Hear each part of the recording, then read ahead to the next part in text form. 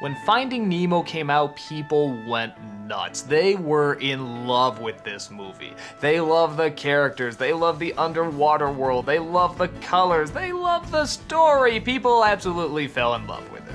And while I don't think it's quite as strong as, say, Toy Story or some of the other films, it's still pretty damn good.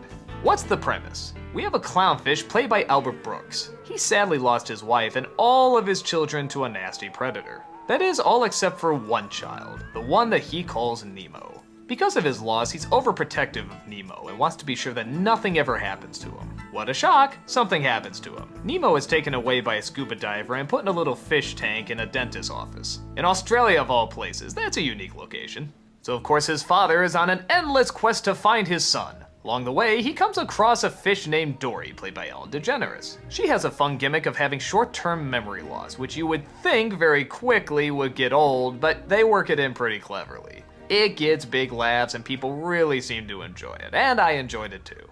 They come across other characters like menacing sharks, schools of organized fish, the list goes on. Nemo as well comes across a bunch of interesting characters. A group of various fish who try to figure out a way out of their tank and back to the sea. Their plan is so creatively out there that it's impossible not to actually think it might friggin' work. But they have to go quick because Nemo might be in danger of being given to the dentist's daughter, a crazy looking little child who has a habit of shaking her fish to death. Now that's a face only a mother can love.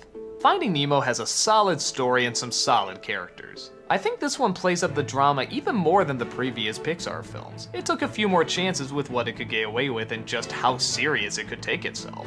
And not just with the characters, I think the environment, the music, and the colors really play a big part in making everything come together from a dramatic standpoint. The sea is a very dramatic, mysterious place, with many dangers and many